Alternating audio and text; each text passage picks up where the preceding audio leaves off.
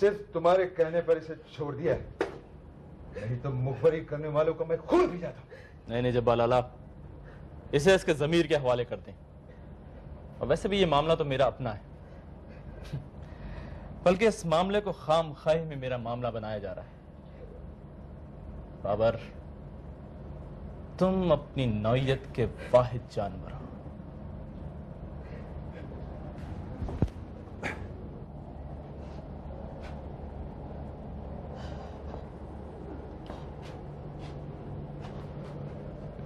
मुझे तो यह सारा किस्सा कोई जासूसी कहानी लगता है। कोई शख्स तुम्हें हायर करता है मेरी निगरानी करने के लिए। आखिर क्यों? उसे मुझसे क्या चाहिए? लेकिन उस्मान, तुम्हारी वजह से मुझ पर इतना बड़ा इल्जाम, शुर्ते खाने से तो मेरी जमानत पे रिहाई हो गई, लेकिन जो नुकसान मुझे पहुंचा है वो नाकाबिल तलाफी है। तुमने ऐसा क्यों किया उस्मान? क्यों किया मेरे भाई? मेरे माँ बाप दोनों दाइमुल मर्ज हैं, इलाज के लिए बहुत पैसा चाहिए। मुझे पता है, लेकिन ये कोई दलील नहीं है जुर्म करने के लिए। बाज़ दफा कमजोर इंसान बहुत खुदगर्ज हो जाता है। मैंने जलील हरकत की है, मुझे इसकी सजा मिलनी चाहिए। आप मुझे सजा दें, मुझे कोई हुक्म करे, कोई हुक्म करे कि मैं कुछ आपके लिए कर सकूं, मगर मुझे माफ कर दे, खुदा के लिए मुझे माफ कर दे, खुदा के लिए मुझे माफ कर दे। शायद तुम मेरे लिए कुछ कर सकते हो।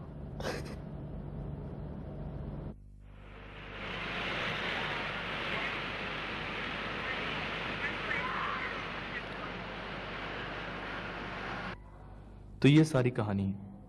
चाहो तो तुम यकीन करो, चाहो तो ना करो।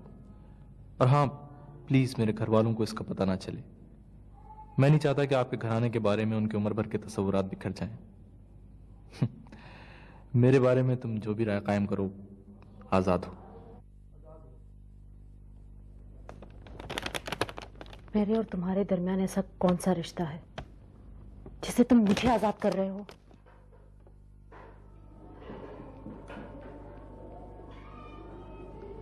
वो पोला मोटरसाइकिल किस्त लेने खुद आया था या नहीं? मैंने उधर ही भिजवा दी थी। मैं तो कहता हूँ जकिया, तू अपनी बहू के बारे में भी कुछ सोच।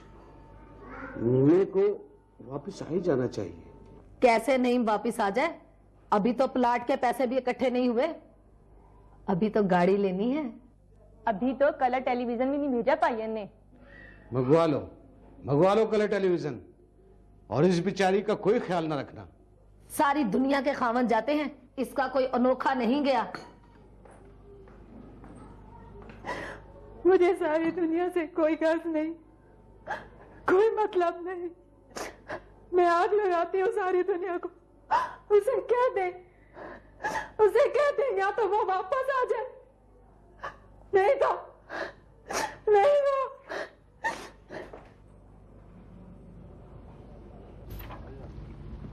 البيت كنسل.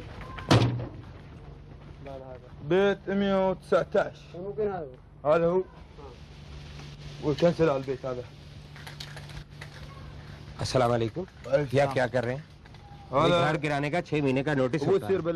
हमें कोई नोटिस नहीं मिला है, और 6 महीने का नोटिस मिलता है, और हमें मोहलत मिलनी चाहिए। تصير بلدية سوي كلام هناك خلاص ماشي. जमान खान बलदिया वाला आया और निशान लगाया, खलास फैसला हो चुका, खलास बहुत मुश्किल हो गया। हमको बहुत अफसोस है। ब्रदर सालब, 15 साल से इस डेरे पे हम रहते हैं। अब ये डेरा हमारा घर हो गया। बस बोलता है मुसीबत अकेला नहीं आता, 2-3 मुसीबतों को साथ लेकर आता है। किधर जाए? मुसीबत? दूसरा मुसीबत? कौन सा दूसरा मुसीबत जमान? वो क्या बताए सालिम भाई, वो दूसरा मुसीबत उधर वतन में है, और खुदा गर्क करे उसी मुसीबत हमेशा से है। डेरा गया? Fall of the Roman empire. ओ जीरू, जी लाला। शर्म करो, हर वक्त मजाक मजाक। ये कोई मजाक का टाइम है? बेवकूफा। वो किधर है तुम्हारा हीरो? वो उस्मान, जब्बार किधर गए सब लोग? कोई सोचे, कोई तरीका निकाले, कोई फैसला करे। लाला फयाज तो फजीरे गया हुआ है और उस्मान अपने दफ्तर गया। नईम तो सुबह ही टैक्सी लेके निकल गया था और बाकी वो जब्बार लाला जो है वो कहीं कौडियां फेंक के ठगी धंधा कर रहा होगा। बाकी मुझे किसी का नहीं पता।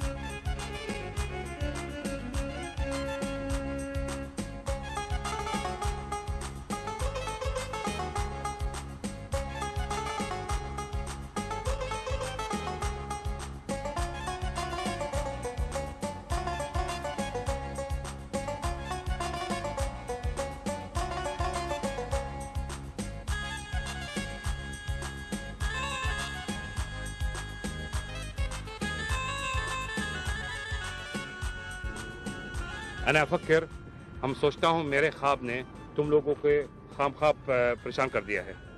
मेरे आज तस्वर के पीछे खराब हो गया। यही तो हमारा काम है वहाब अंकल, तस्वर और ख्वाब को हकीकत की शक्ल देना। ये काम आखिर कमरे में बैठ के तो नहीं किया जाता। तुम्हारा ख्याल ये है कोई नया आइडिया मिल जाएगा? Any hope? क्यों नहीं, लेकिन जरा वक्त लगेगा। इम्कानात की बात है शेख साहब, पॉसिबिलिटीज की दरियाफ्त। आज जहाज का उड़ना, टेलीविजन का चलना, टेलीफोन और फैक्स मशीन का होना कोई हैरत की बात नहीं। मगर आज से चंद साल पहले अगर कोई शख्स ये सब बातें करता तो यकीनन उसे पागल समझा जाता। अल्लाह ताला की कुदरतों से अगर बंदा मायूस ना हो तो आई टेल यू सर, हमारी कायनात बड़ी रंगारंग है and there is plenty of scope. तुम ये सोचो कोई बात है, कोई इम्कान है? इन सहराओं में, इन खजूरों के पेड़ों में और समंदर के नीले पानियों में हम इंशाल्लाह कुछ ना कुछ तो ढूंढ ही लेंगे। कोई नया बात सोचो, जदीद, आसरे, मॉडर्न, यह कामयाबी है। आजकल भाईजान का रवैया कुछ समझ नहीं आ रहा।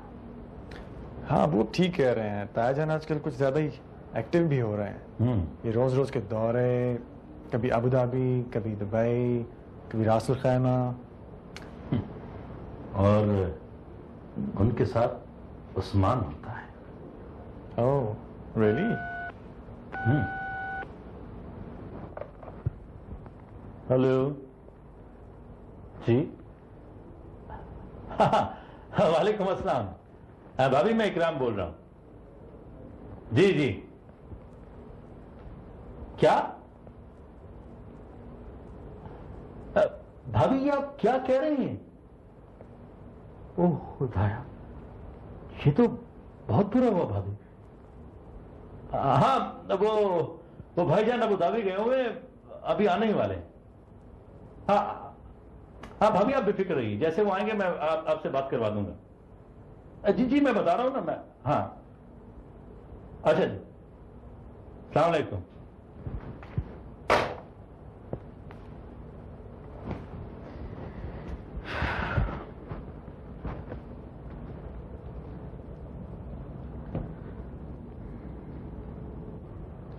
क्या हुआ अबू?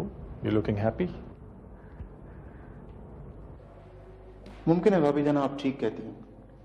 आपका बेटा उन लोगों के साथ इस वारदात में शामिल ना हो।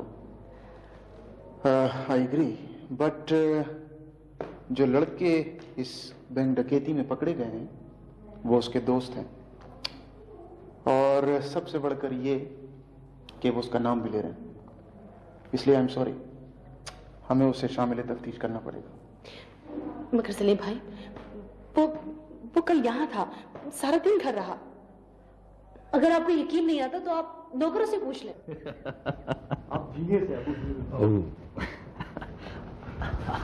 आप आगे भाईजान।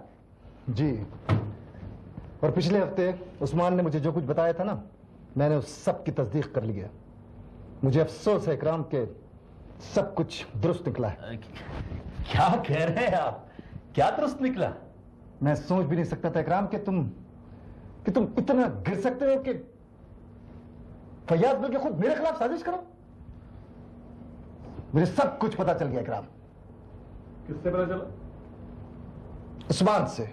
ओह, तो इसका मतलब है कि उस्मान को आप काबिल एतबार समझते हैं? जी, और इसीलिए मैंने तस्दीक जरूरी समझी। और तुम बाबर, आपके ये फर्जन इतने घटिया और मुजरिमाना ज़ाहियत के। बस भाईजान बस।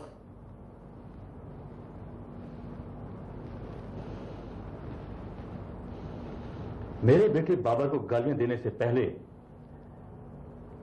पाकिस्तान टेलीफोन कर लीजिए। क्यों?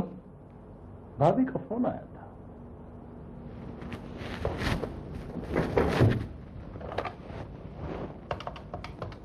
अगर वो शामिल नहीं था तो घबराने की कोई जरूरत नहीं है, but I have to investigate. मुझे उसे शामिल तफ्तीश करना पड़ेगा।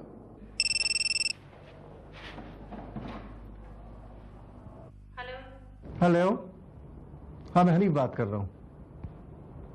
क्या? कैसे? U double क्रॉसर, U double क्रॉसर। तुमने क्या क्या बताया उस शख्स को, मेरे ताए को? सब कुछ। सब कुछ? जी हाँ, सब कुछ। और अब मैं ये जलील काम भी नहीं करूंगा और आपके पैसे भी वापस कर दूंगा। ओह, आपके पैसे भी वापस कर दूंगा? पैसे तो तुम तब वापस करोगे ना जब यहां रहोगे। उससे पहले मैं तुम्हें पाकिस्तान वापस करूंगा, समझे? घटिया धोखेबाज। घटिया तो सभी धोखेबाज होते हैं।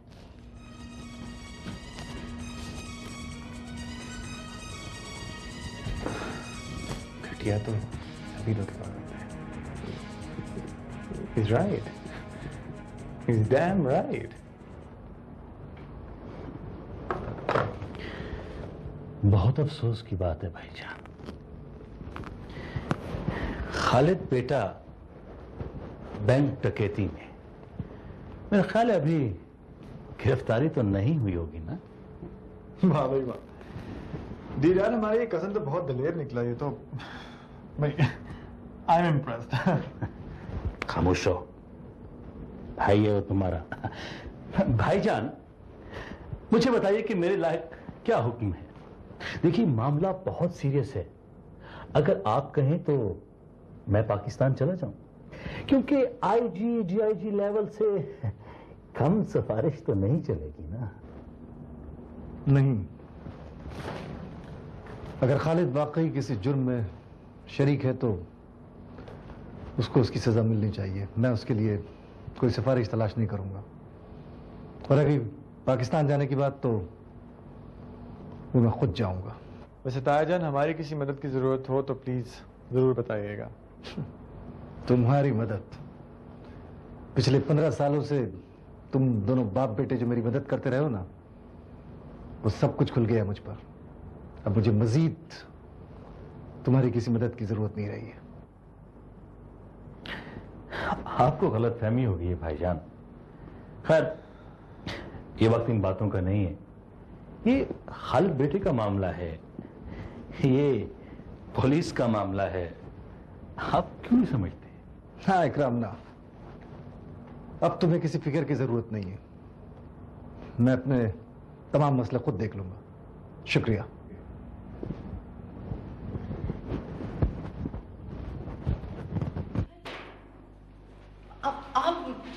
आप खालिद को क्यों लेकर जा रहे हैं? जी मैंने अर्ज किया ना, शामिल तफ्तीश तो करना है। आफ्टर ऑल इनका नाम है डकैती में। मेरा कोई ताल्लुक नहीं इस मामले से। अम्मी, अब्बू को इतला दी है? हाँ हाँ, तुम फिक्र मत करो, अब्बू आ जाएंगे। चल इसी बहाने उनसे मुलाकात हो जाएगी। हाँ अम्मी, उनसे कहिएगा कि आते वक्त मेरे लिए इस चीजों का नया मॉडल जरूर लेते हैं जो मैंने उन्हें फोन पे लिखवाया था। अम्मी अम्मी प्लीज आप फिक्र ना करें, खालिद बेगुनाह है। कम से कम इस केस में तो मैं बेगुनाह हूं। आगे देखा जाएगा, आप फिक्र ना करें। अपना ख्याल रखें। Bye bye.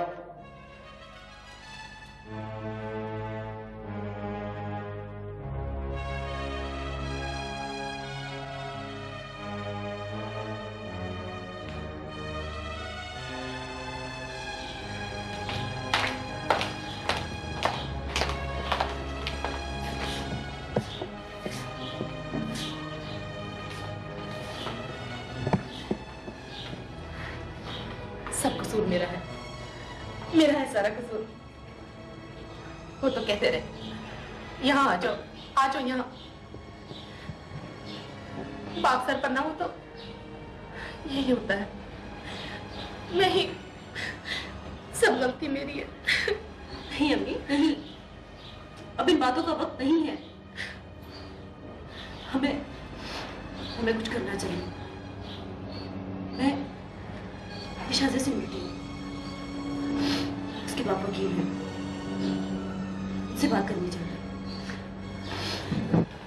अकेली कहाँ जाओगी? मैं भी चलती हूँ तुम्हारे साथ। बहन जी ये क्या हो गया बहन जी? वो खालिद बेटा, मुझे तो आपके मुलाजिम ने बताया, मैं मार्केट सौदा लेने आया, उसने ये सब कुछ बताया। ये सब कुछ कैसे हो गया? ये सारा फसाद उस ताजे इलेक्ट्रिशियन के बेटे के आने के बाद शुरू हुआ है, और वो फसाद तुम उठा कर लाए हो, तुम। अरे अब्बू, मैं बहुत खुश हूं उसे यहाँ लाकर। मुझे एक जीता जागता दुश्मन मिल गया है। जरा खून गर्म रहता है। आपने सुना नहीं है, पलट कर झपटना, झपट कर लपटना, समथिंग लाइक दैट। अब क्या दुश्मन, वो तो अपना काम दिखाकर दफा हो गया। अब्बू काम तो अब से ही शुरू हुआ है। बाबर बेटा, भाईजान हत्थे से उखड़ गए, और मैं नहीं चाहता कि हमारा कारोबार अलग अलग हो जाए ना। मैं ये सोच रहा हूं कि कहीं दूसरा मामला खटाई में ना पड़ जाए। दूसरा मामला? मेरा मतलब है कि कहीं वो अजरा का रिश्ता देने से इनकार न करते। ओह डियर डैडी, लगता है कि वक्त आ गया है कि मैं आपकी गलतफहमी दूर कर दूं। गलतफहमी? क्या मतलब है तुम्हारा? मतलब ये डियर डैड कि मुझे अजरा से कोई दिलचस्पी नहीं, क्योंकि वो मेरी मंजिल नहीं है। क्या कह रहे हो तुम? अगर तुम्हारे ज़हन में कुछ भी हो तो साफ साफ कह दो। अब साफ साफ बात करने से पहले अभी और बहुत कुछ साफ करने की जरूरत है। बेवकूफी की बातें मत किया करो बाबा। क्या ये तुम चाहते हो? क्या तुम ये चाहते हो कि अजरा की शादी किसी अजनबी से हो जाए और वो अजनबी हमारे खानदान में घुसकर हमें परेशान करता भी? छोटी बात फॉर गॉड सेक। अब्बू, मैंने आपको कई दफा कहा है कि ताया जान से ऊपर की सोच रखना सीखिए, लेकिन बाबर, हालत के लक्षण तुम्हारे सामने हैं। अब इस खानदान में सिर्फ तुम ही हो बेटा, सिर्फ तुम ही हो। हाँ तुम ही हो, सिर्फ तुम ही। ओह, नहीं हूं, सिर्फ मैं। बाबर, ये तुम्हें क्या हो जाता है? मैं कई बार तुमसे कह चुका हूं कि तुम बाज़ औक़ात बड़ी अजीबो-गरीब किस्म की हरकतें करते हो, बड़ी अजीबो-गरीब बातें करते हो। अब्बू, आपको एक बात बताऊं, छोटे छोटे लोग कभी अजीब नहीं होते, सिर्फ बड़े लोग ही अजीब होते हैं। जमान खान, हम बलदिया से 2 महीने का मोहलत तो ले लिया है, और ये 2 महीने के अंदर अंदर यह जगह खाली करना मांगता है। आप लोगों को दूसरी जगह बंदोबस्त करना होगा। अगर मांगता है, हम आप लोगों को 1-1, 2-2 कर करके इधर उधर एडजस्टमेंट कर सकता है। नहीं ब्रदर सालिम, ये 1-1, 2-2 ये नहीं चलेगा। जमान लाला का मतलब ये है जी कि अगर हम रहेंगे तो सब इकट्ठे रहेंगे, नहीं तो कट करके वापस। नहीं जमान खान, ऐसा नहीं सोचो। तुम लोग रहो, रहते रहो इंशाल्लाह। तो इसका मतलब है कि हमें 2 माह के अंदर अंदर इंतजाम करना पड़ेगा। है वैसे टाइम अभी काफी है। कैसा टाइम? किधर टाइम है? हमारे पास तो कोई टाइम नहीं है। अरे जमान खान, तुम इतना परेशान क्यों होता है? कोई मसला नहीं है, इंशाल्लाह कोई ना कोई जगह मिल जाएगा। सालिम ब्रदर, सिर्फ जगह का बात नहीं है, सिर्फ डेरे का बात नहीं है। अभी हम समझा शादी जो करीब आ रहा है। खाक शादी करीब आ रहा है, हम देखो और हमारा मुंह देखो। शादी गया दूर चला गया, खत्म हो गया। क्या हुआ जमान लाला, क्या बात है? वो उधर फिर जो झगड़ा हो गया, चाचा का भाई ने खून किया, अब बोलते हैं कसास का 6 लाख रुपया भेजो। कैसे जालिम लोग हैं।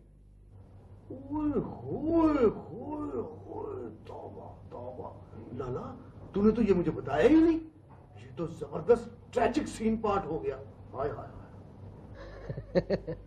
अल्लाह की शान है, शादी करो तो तब मुसीबत और ना करो तब भी मुसीबत। हाँ, अल्लाह का शान है और हम पर तो खास तौर पर अल्लाह का बार बार शान होता है। जमान खान देखो, कोई मदद का जरूरत मांगता है हमको बोलो, कोई मसला नहीं इंशाअल्लाह। शुक्रिया ब्रदर सालिम, अब तो पाक परवरदिगार हमारा मदद करेगा। लाला जमान, मुझे तो ये काले जादू का चक्कर लगता है। मेरा ख्याल है तुम्हारी शादी किसी ने कट करके बांध दी। काला जादू? शादी बांध दी है? वो जीरू कैसा? कैसे बांध दी ये मैं बताता हूँ। अबू ये हैं अमेरिकन क्रेन्स के जो लेटेस्ट मॉडल्स, उनके इनवॉइसेस जिनकी हमने परचेज की है और कुछ नई प्राइसेस आई हैं। कीमतें बहुत ज़्यादा हैं। वो तो ठीक है बेटा, तुम जल्दी से अपना काम शुरू कर दो। मैं ही चाहता हूँ बाबर के भाईजान के आने से पहले पहले ऑर्डर चला जाना चाहिए, बस। वो तो हो जाएगा अबू, लेकिन क्या? लेकिन काफ़ी प्रॉब्लम्स हैं, मतलब लेबर की प्रॉब्लम है और दूसरे बड़े मसले हैं। अपनी रिक्रूटिंग का काम तो आजकल बंद है और वैसे भी इस काम के लिए तो हमें बहुत ज़्यादा एक्सपीरियंस्ड किस्म के लोगों की ज़रूरत होगी। वो भी मिल जाएंगे, सब ठीक हो जाएगा। बस तुम जल्दी से अपना पेपर वर्क शुरू कर दो। मैं जरा जेटी जा रहा हूँ। ओके?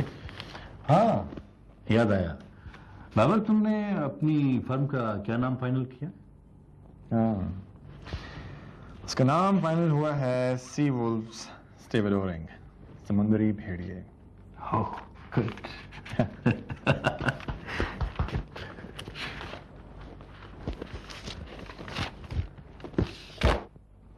हाँ नवाज, वालेकुम सलाम, कैसे हो? भाई हमने अपनी फर्म का नाम सी वुल्व्स रखा है, कैसा है? सर नाम तो बड़ा मुकाबले की चोट है। सर वैसे सेठ हाशिम की फर्म सी हॉक और ये सी वुल्फ, इसका मतलब क्या होता है? तुम मतलब को छोड़ो, मतलब की बात करो। जी सर, वो सर बात ये है कि सेठ हाशिम की सारी लेबर सिर्फ एक आदमी के इशारे पे चलती है और उसका नाम है जमान खान। जमान खान? जमान खान, पूछो क्या मांगता है वो? सर वो बहुत सख्त आदमी है सर, और पिछले 15 वर्ष से सेठ हाशिम के साथ काम कर रहा है। 15 साल? एक बात याद रखो नवाज, चीनी कहावत है कि हर आदमी की कोई ना कोई कीमत जरूर होती है। जाओ उसकी कीमत तलाश करो, खरीदो उसे। कोशिश करता हूं सर, आप फिक्र ना करें। वैसे मैंने अपना काम शुरू कर दिया है और जो लोग तंग पड़ेंगे उन्हें ऑफर दूंगा कि सी वुल्फ में आ जाएं। गुड, ठीक है, सब काम जरा एहतियात से करना, खास तौर पे वो क्या नाम बताया था? हाँ, Zaman Khan. Okay okay okay. Hanif साहब मुबारक हो, मैजिस्ट्रेट ने बरखुरदार को पहली ही पेशी पर बरी कर दिया। शुक्रिया अशरफी साहब, लेकिन खालिद का इस केस से कोई ताल्लुक भी तो नहीं था। वो तो ठीक है, लेकिन ऐसे मामला बाद में जाके काफी बिगड़ जाते हैं। अच्छा अशरफी साहब, अब मजीद कोई परेशानी या मुश्किल वाली बात? No no, nothing to worry, the court has acquitted him. अदालत ने उसे बरी कर दिया है, बस मामला खत्म हो गया। तो हम मुतमईन हो जाए। बिल्कुल, इंशाल्लाह। अब खालिद, तुम ये बुरी सोबत छोड़ दो इस तरह के लड़कों की। इस तरह की लड़कों की सोबत तो आपकी अब छूट जाएगी डीएसपी साहब, क्योंकि जब यहाँ रहना ही नहीं है तो जाहिर है ये कंपनी भी नहीं रहेगी। तो आपने शारजा जाने का फैसला कर ही लिया। और भाभी की सर्विस? मेरी 25 साल की सर्विस हो गई है सलीम भाई, रिटायरमेंट ले लूंगी। और फिर अजरा ने एमए भी कर लिया है। मैंने इनके लिए मसरूफियत ढूंढ ली एसपी साहब। बड़े अरसे से मेरे जहन में ये ख्याल था कि यूएई में रहने वाले पाकिस्तानियों के लिए कोई मयारी स्कूल बनवाऊं। अब ये खैर से वहाँ आए, मेरा ख्वाब भी पूरा करें और अपनी जिम्मेदारियां भी संभालें। तो आप भाभी को आराम करने नहीं देंगे वहाँ भी? नहीं, मेरा आराम इसी काम में है। अबू मैंने भी आगे पढ़ना है या का क्या मतलब? वहाँ बहुत अच्छे तालीमी इदारे हैं और अगर कुछ अच्छा रिजल्ट दिखाया ना तो बाहर चले जाना पड़ेगा। तो इन सब अच्छे फैसलों की पार्टी कब हो रही है जनाब? सलीम भाई जब भी आप कहें। वैसे अब्बू शारजा कब जा रहे हैं? मेरा ख्याल है अभी 2-3 हफ्ते तो लगेंगे सर। अच्छा हनीफ साहब, मुझे इजाजत दीजिए। बहुत बहुत शुक्रिया डीएसपी साहब, थैंक यू वेरी मच।